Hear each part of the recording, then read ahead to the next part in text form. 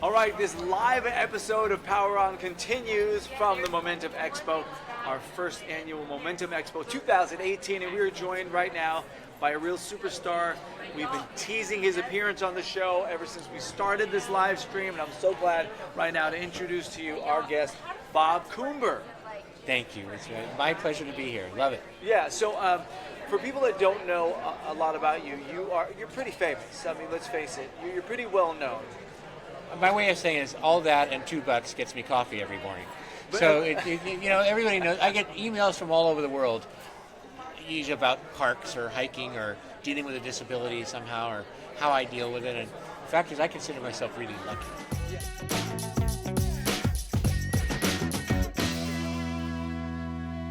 First of all, how did you get involved in hiking? Well, I've been that way since I was a kid. Okay. My parents raised us that way. And we'd go out to Chilton Park all the time or any local parks in the East Bay. And we spend most of our weekends there, in fact. My parents just liked to get us out. There were 4 of us, baby boomers. So we were all spaced just enough that at least one of us was going to be annoying. So the best way to solve that is go out to a park and let us run around all afternoon. So, as long as we didn't find a poison oak, we were all good. It seems to me that you wouldn't go from being able-bodied to all of a sudden being in a wheelchair and then going, I'm just going to continue. Was there a little window there where you're kind of like, now what? Or did you just... The hardest part was, and I'll be very candid, Yeah. I had been divorced before I got in a wheelchair. And after becoming in a wheelchair, it was a very difficult thing to do, was find somebody who was interested in going out. And right. And finally I met my current wife on the phone while we were trading trade secrets or whatever we were doing on the phone, and she's in Arizona and I'm here, and we're just talking back and forth, and when she saw me, she's like, she knew I was in a wheelchair, but I was far from a famous world-renowned hiker at that time. Right. I was just trying to get around in this old crappy folding chair I had, and it's just and to have someone be able to look past it, and we'd get along right out of the gate. This easy to do. But the real problem was that people started treating you differently. They're as if you've lost your hearing. Right. Oh, do you want to come over? Talk slower. Do you want to come over? Yeah, I hear you just fine. I heard what you said about me on the phone a minute ago too. Okay, you want to go over that one too? But after all of a sudden you're different. You're in a wheelchair, you're different. Well, it is different. It's not terminally different, it is just different. And it's something that not only does the user have to go through, but everybody around you has to make that adjustment. Or not, as my wife would let you know. She still puts things on top shelves if she doesn't want me in her chocolate. That's what she got her chocolate stash. I know where it is. So. That's smart. You don't mess around with someone's chocolate. No, don't do that. Not hers. I know that. No. So it's just... there was periods of depression I felt pretty deep sometimes because you're going home to 4 walls. I was working out of the place. Had 2 legs in casts at a time because this bone density issue kept cropping up every other month, it seemed like, and another broken ankle, another broken leg, and and as you just think you're about to crest the peak and get back up to starting to use crutches again, something else gives way, and you come home and you hope it's basketball season. You can come home and turn on a game or something. To escape. But otherwise, it's nothing but me in a microwave and some mac and cheese. But depression sometimes never leaves people because they can't adjust to those 4 walls, and they aren't willing to take the step because a doctor or nurse or somebody they respect has told them it's safer in here.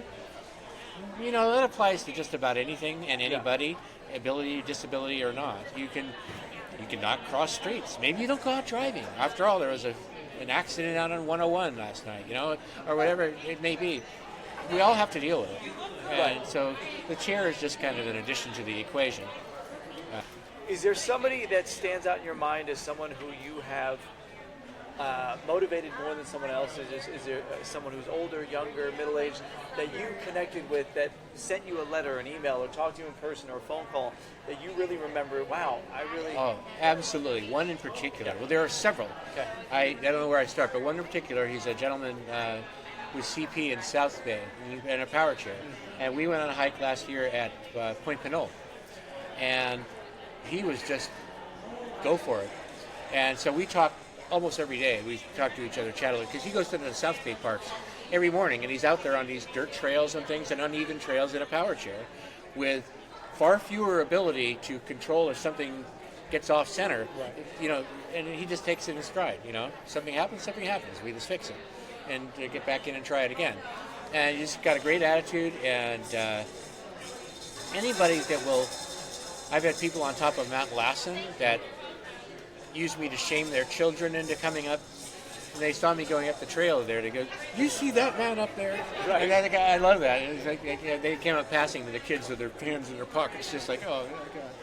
You know, my dad made me do this now because you're up here." But that's being a normal teenager, right? It's fun. It's fun stuff. So it sounds like you not only inspired him, but he inspired you as well. Yeah, very much. You know, we chat a lot about things. I'm going to have him come out to Livermore and go on some of our trails next month.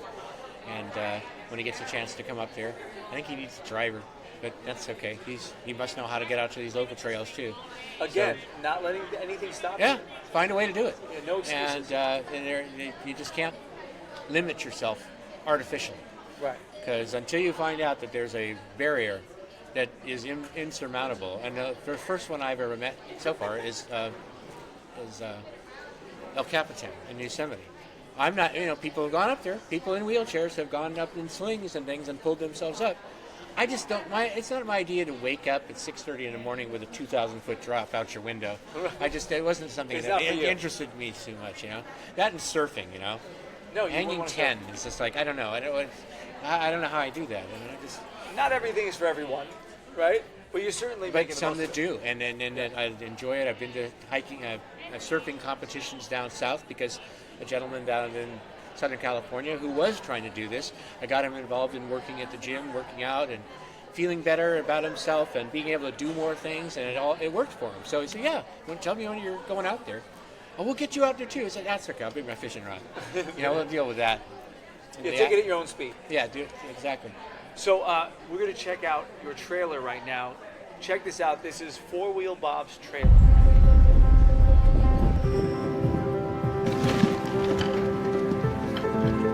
It isn't all about ADA flat paved trails.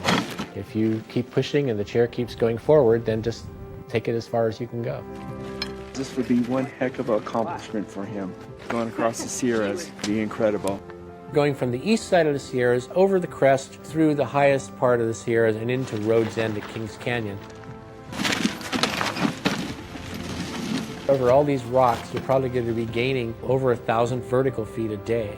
That's a killer to be climbing over rocks in a wheelchair. I've never seen such an effort in my life. Being in a wheelchair isn't always the end of everything. If you can get people out there and encourage people to get out, get walking, get involved with their own fitness, their own health, even in a wheelchair, even in a power chair, even with serious challenges, there are lots of things you can do. I had to start that way after I was sick. I mean, it didn't come all of a sudden. I went into a wheelchair and doing 14,000-foot mountains.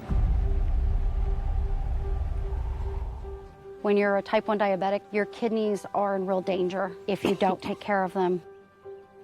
My blood sugar is so high right now, it is very difficult to move forward. That's when you start going into the diabetic coma side rather than the low blood sugar thing.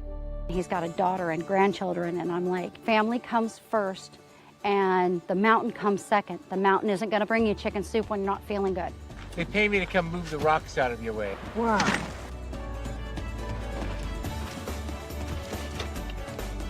I'm trying to outrun age, I'm trying to outrun diabetes, I'm trying to outrun all these things by continuing to do all these crazy things up in the mountains. Instead of just saying there's no way I can do it, get out there and at least try it. That's where you find the really good stuff. Dig in a little deeper when you don't think you can.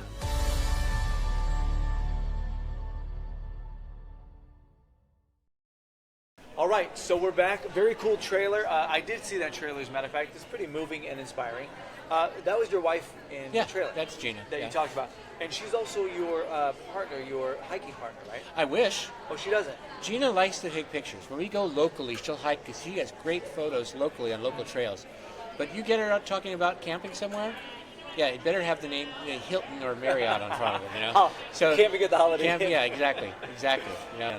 Yeah, so how can people learn more about you? Is there a website? Well, here's what I would like. You go to the film's website, fourwheelbobfilm.com. It's Four Wheel Bob is if you just pull up Four Wheel Bob with a numeral 4, Okay.